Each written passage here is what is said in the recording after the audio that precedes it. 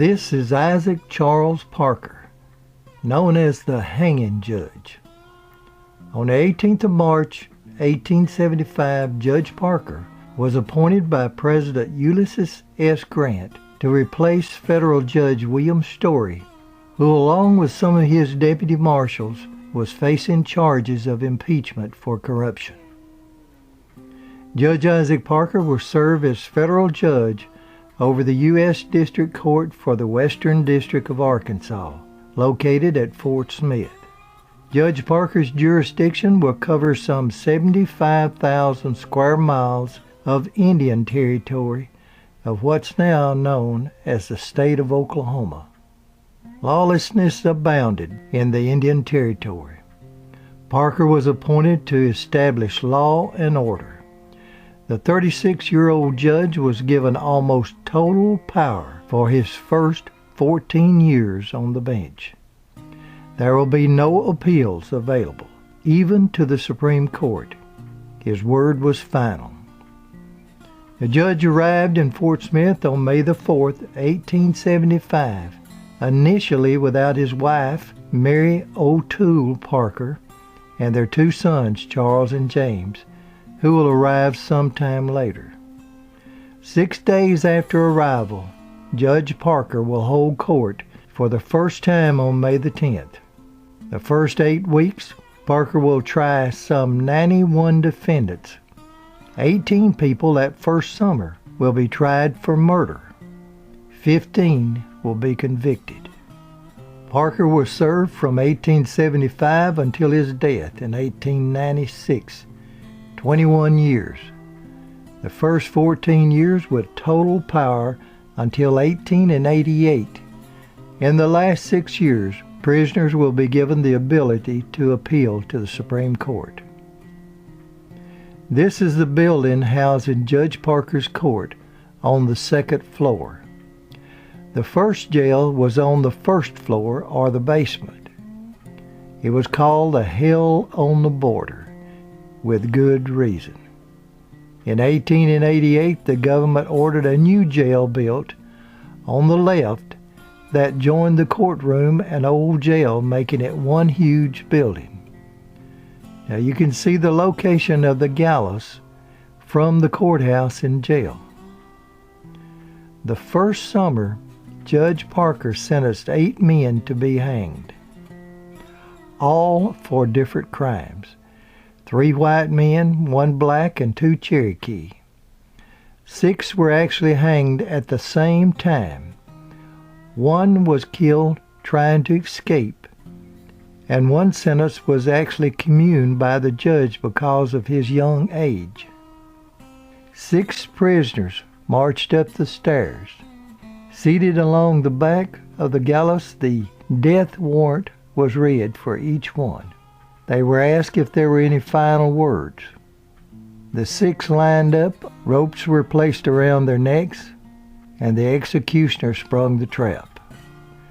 Within the next 20 years, there will be 73 more hangings.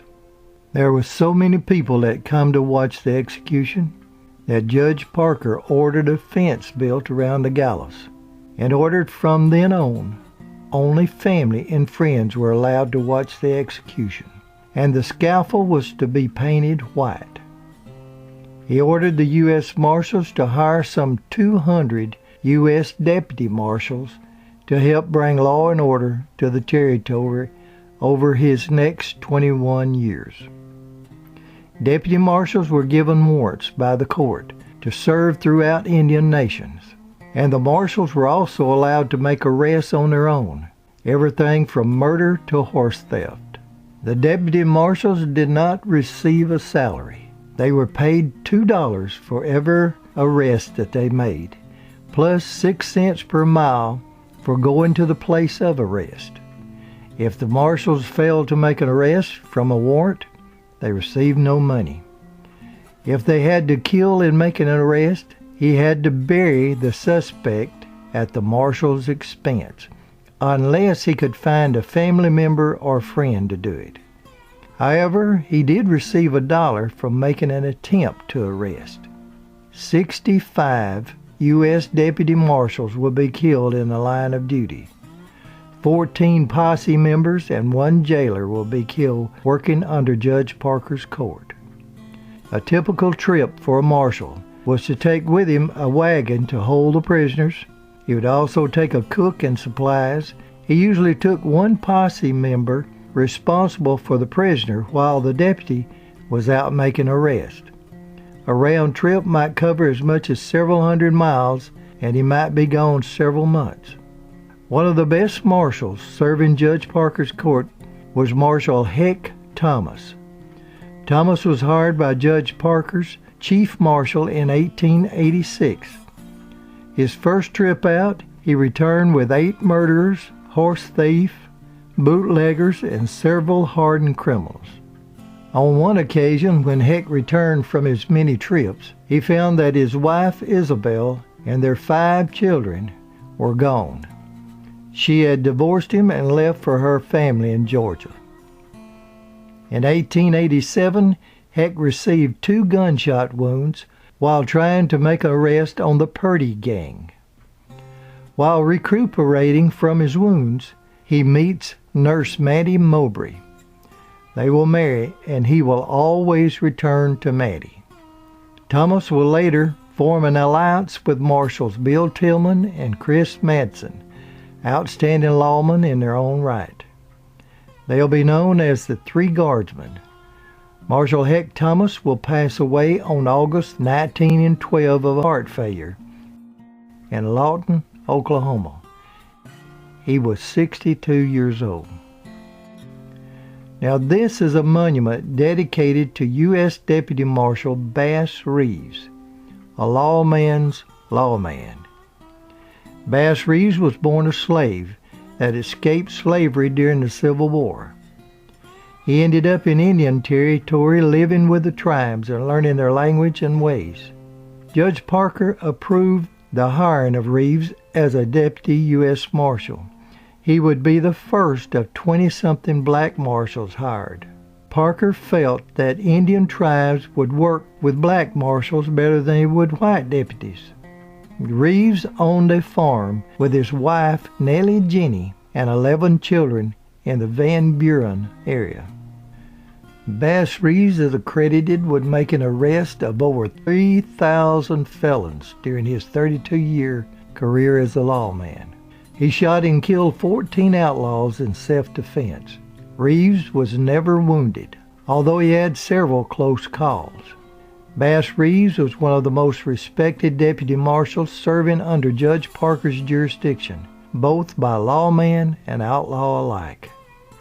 Once he arrested his own son, Benny Reeves, for murdering his wife. No marshal would take the warrant in respect for Bass. Bass found and arrested Benny and brought him to Fort Smith for trial. Benny was tried and found guilty of murder. He was not hanged, however, but sentenced to Fort Leavenworth prison.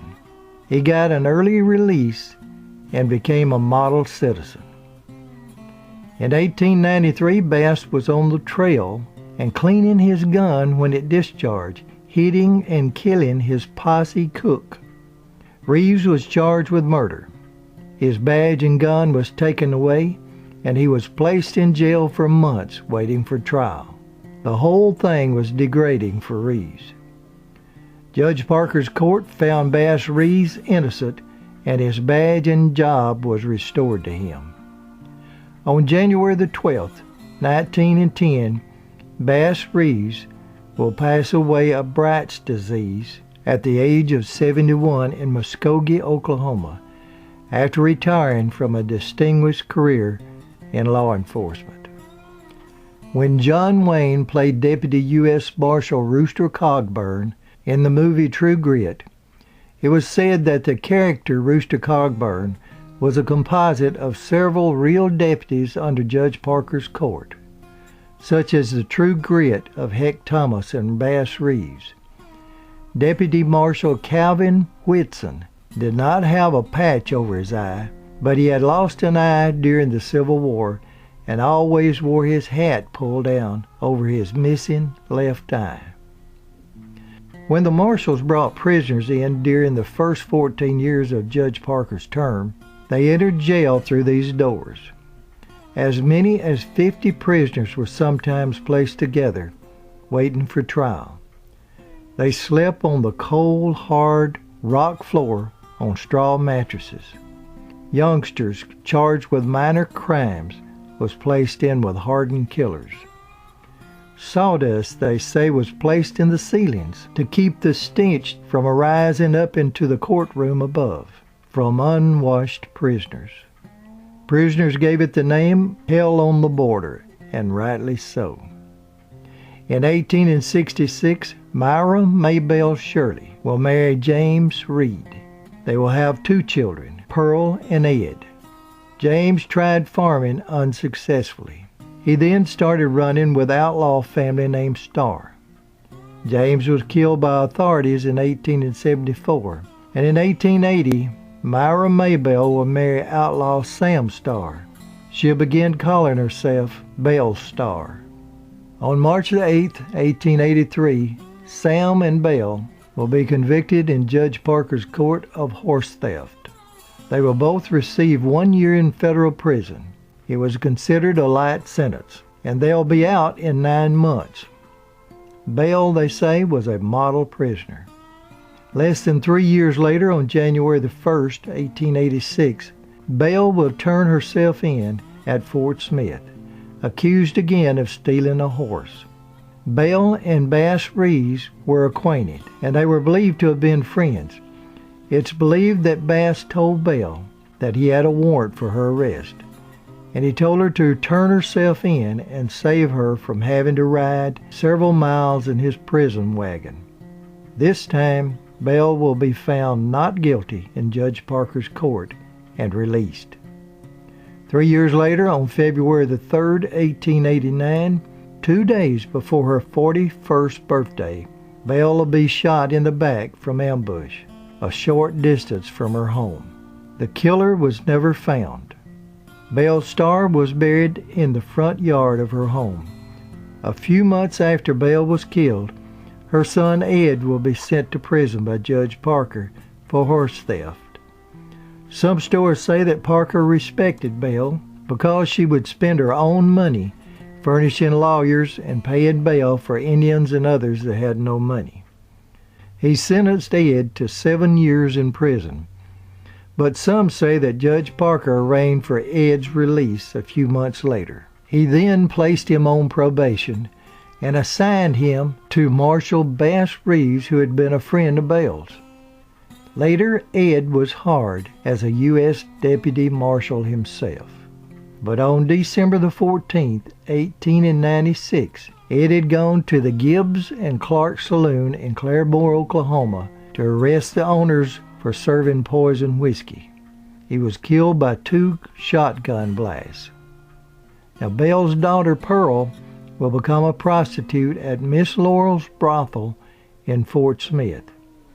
Miss Laurel's original building is now the Information Center in Fort Smith, and Pearl will become the madam of her own place later on. Now, this is Judge Parker's courtroom, the only picture of Judge Parker on the bench. During his 21 years, he will try 13,490 cases, everything from cattle and horse theft, whiskey peddling, bandits who sought refuge in the Indian Territory. 9,454 of these will be found guilty or confess. 344 of these cases will be for murder or rape. Parker will sentence 160 men to death. 79 will actually be hanged. The rest died in jail or appeal or pardoned. He sentenced 4 women to hang. 2 were communed to life by the President. 1 sentence was communed by the Supreme Court, and 1 was ordered a new trial by the Supreme Court, and she was acquitted. In 1890, Judge Parker authorized a $1,000 reward for the capture of Cherokee Nediwada, known as Ned Christie. Ned was known as a well-respected Cherokee statesman. In 1885, Ned was elected to the Cherokee Council and the Indian Nation's Senate. He fought for the independence of the Indian tribes. This all changed on May the 4th, 1887, when Deputy U.S. Marshal Daniel Maples was murdered in the Cherokee Nation. U.S. Marshals arrested John Parrish for the murder. John told the deputies that Ned Christie was the one that shot Marshal Maples. A warrant was issued for Christie by Judge Parker's court. Ned maintained his innocence, and he petitioned Judge Parker to allow him time to find the guilty party. The judge refused. Unlike most fugitives, Christie refused to leave home. He fortified his home and for 5 years held off attacks by lawmen, even managing to escape and rebuild when they burned him out, all the time maintaining that he was innocent. In November of 1892, Gus York and 16 or more other deputies, using a barred cannon, managed to kill Ned Christie as he ran out of his burning home. Now this is Ned Christie's .44 caliber Winchester that he was using and his .44 Colt revolver. The deputies strapped Ned's body to a door and placed his rifle in his hand for this photo. After bringing his body back to Fort Smith, Ned's father claimed Ned's body and buried him in Adair, Oklahoma. Unfortunately, after Ned's family had suffered from posse attacks over a 5-year period on his home and family, even killing one of his sons, it was discovered from witnesses that he was innocent of the murder of Deputy Maples, and the real murderer was named. On June the 23rd, 1884, Bluford Duck, known as Blue Duck, while riding drunk with a companion, shot and killed for no reason a farmer by the name of Samuel Wyrick in the Flint district of the Cherokee Nation. They had tried to kill a Cherokee boy that had witnessed the murder by shooting his horse, but he got away. Duck had been a member of the outlaw gang operating in Indian Territory for years. U.S. Deputy Marshal Frank Cochran captured the two and took them before Judge Parker, where they were found guilty of murder and sentenced to death. Now this photo of Blue Duck and Belle Starr was taken in Fort Smith on the 24th of May, 1886, before his trial. It's been said that Duck had rode with Belle and Sam Starr's gang. Others say that she only agreed to the photo as a request from Blue Duck's attorney, hoping to influence the court. Duck's sentence was later reduced to life in prison. Belle Starr assisted in the appeal for Duck, and while serving time at the federal penitentiary in Illinois in 1895, Blue Duck was diagnosed with tuberculosis, terminal, and was given a pardon and released. He was buried in Oklahoma Territory at the age of 37. Judge Parker described Crawford Goldsby, known as Cherokee Bill, as the most bloodthirsty, mad dog who killed for the love of killing, and the most vicious of all outlaws in the Oklahoma Territory. It's believed that Goldsby killed from 7 to 8 men, although he bragged that it was closer to 15. After Goldsby's capture, and shortly after this photo was taken, of Bill in the center with his left hand in his pocket and his right hand behind Deputy Marshal Dick Crittenden, a few seconds after this picture, Bill attempted to grab Marshal Crittenden's pistol. If he had gotten the marshal's gun, there would have been 5 dead U.S. Marshals, according to Bill. On April 13, 1895, Judge Parker sentenced Cherokee Bill to hang for the murder of a man named Ernest Melton during a bank robbery attempt. On July 26, 1895, while waiting on appeal, Cherokee Bill attempts to escape. It's believed that someone slipped a Colt revolver into Bill's cell. Guard Larry Keaton was assisting jailer Campbell Eoff on locking cell doors. At Cherokee Bill's cell, the outlaw yelled to Keaton to throw up his hands and turn over his pistol. Instead, Keaton started to draw his own. Bill shot Keaton twice in the stomach, killing him. Over 30 rounds were fired and ricocheted through the jail as the other guards arrived. As the jail became a standoff, fellow prisoner Henry Starr, who was actually a nephew of Sam Starr, the husband of Belle Starr, he offered to get the gun from Cherokee Bill if they would promise not to kill Bill if he surrendered. Starr, who himself had been sentenced by Judge Parker to hang for the murder of a U.S. Deputy Marshal, went in alone to Bill's cell and convinced him to give up. After the killing of guard Larry Keaton, it only took 3 days for Judge Parker's court to sentence Bill to be hanged the second time. For over 2 years, Crawford Goldsby had terrorized the Indian territories. Now, this picture of Goldsby and his mother was taken shortly before he was to be hanged on March 17, 1896. When they asked him what his final words was, Bill said, "I come here to die, not to make a speech." The Rufus Buck gang consisted of 5 mixed-blooded teenagers. The boys had spent time together in Fort Smith jail for minor crimes.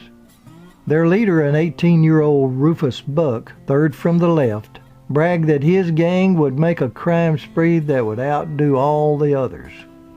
Their 13-day rampage began on July the 30th, 1895, when the boys robbed a local grocery store.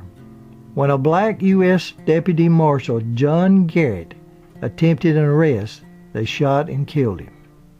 Running from the murder, they kidnapped and raped a white woman by the name of Mrs. Wilson. The next couple of weeks, the gangs will rob several stores and ranches. They preyed on white settlers and Indians alike, while robbing an elderly salesman by the name of Callahan. They offered him a chance to escape if he could outrun the gang. He did, and the gang were so upset that they killed his assistant. They later killed a man by the name of Gus Chambers when he objected to them stealing his horses. They then robbed a stockman and took his money, his boots, his clothes, shooting at him as he ran naked. A few days later, they held the husband of Rosetta Hanson at gunpoint while they raped her, and at least 2 other women and a 14-year-old girl, rape victims of the gang, died of their injuries. They were finally captured outside of Muskogee, Oklahoma by U.S. Marshal and Creek Lightfoot police. They were all 5 sentenced to be hanged by Judge Parker. The sentence was carried out on July the 1st, 1896. Judge Parker would pronounce the sentence, but marshals were responsible for seeing that the sentence was carried out. They had walked the prisoners from the jail to the gallows, but they didn't relish the idea of springing the trap. Therefore, the court needed a special hangman. This was Judge Parker's hangman, George Maledon. He'll be known as the Prince of Hangmen, accredited with over 60 executions. Maledon first served as deputy sheriff and federal jailer before becoming a marshal and chief executioner. George Maledon wore a stuffy long beard. He always wore black and with 2 pistols on his side. He seldom smiled, they said, and women and children and even men would cross the street when they seen him coming. In 1895, a man by the name of Frank Carver was in Fort Smith and had a brief affair with George Maledon's beautiful 25-year-old daughter, Annie. When Carver left Fort Smith, Annie followed him to Muskogee, Oklahoma, in Indian Territory. There she found that he had an Indian wife, and an argument ensued and Frank shot Annie. She was taken back to Fort Smith, where she died less than 2 months later on May the 19th, 1895. Carver was convicted of murder and sentenced to death by Judge Parker. The Supreme Court reversed the decision to manslaughter. George Maledon was so upset over that he left Fort Smith for good. He had planned on being the executioner of Frank Carver. In September of 1896, Congress effectively closed the federal courts for the Western District of Arkansas. by removing its jurisdiction. When the 1896 court term began in August, Judge Parker was sick at home, unable to hold court. Parker was suffering from a deteriorating heart and Bright's disease. Judge Isaac Parker passed away at his home on November the 17th, 1896, at the age of 58. He's buried only 2 blocks in the Fort Smith National Cemetery from the gallows, where he ordered the death of 160 people, with 79 actually being carried out.